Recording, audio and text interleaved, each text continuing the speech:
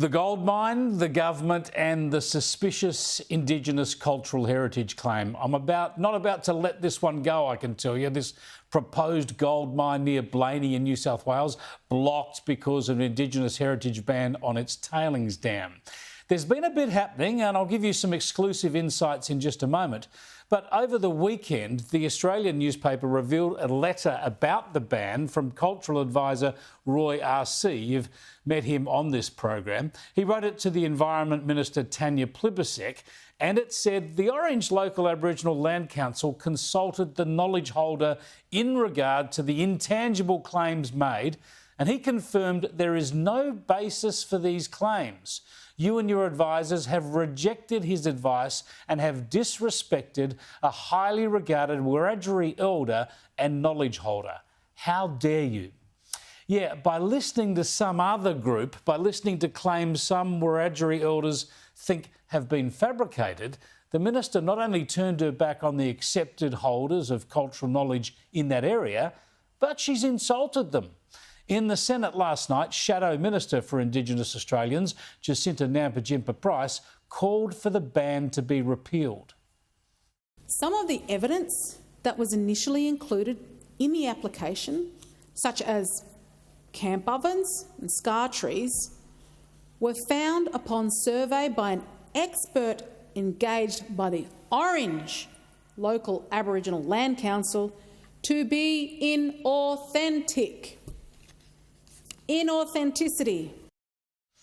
It's a big claim, and today I spoke to a senior Wiradjuri leader closely involved in this process and closely related to one of the elders who examined the cultural heritage issues.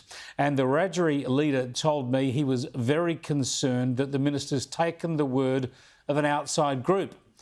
I just know that group are not an authority body, not under land rights and not under native title, he said. They were speaking on country they can't speak for. And he explained how the Orange Aboriginal Land Council had examined all this very carefully. We've run those claims through our cultural officer and our elders, and they've been assessed as not authentic. It basically means that we don't believe their narrative. There is no tangible evidence of initiation spots or other cultural evidence to support their claims. Yeah, a gold mine now blocked by a secret claim that the local Indigenous authorities say is rubbish. And the reality is, this declaration must be disallowed because the evidence that it was all just an ideological ploy is too strong to ignore. I, for one, will not let Indigenous Australians be taken advantage of.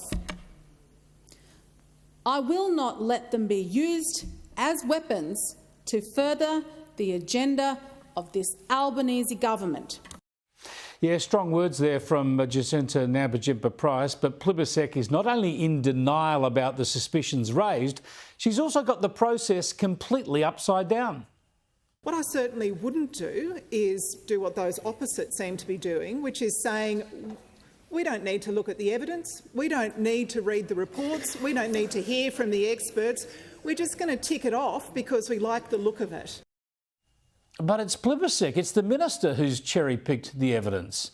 There's no question the Orange Land Council is the authority for cultural heritage in this area, and they're happy for the mine and the tailings dam to go ahead.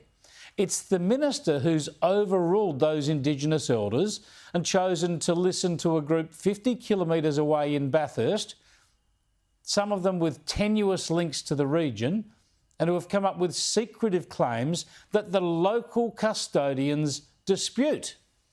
If Plibersek is really interested in protecting and respecting Indigenous heritage, she's got to overturn the ban, or at least properly re-examine the cultural heritage claims.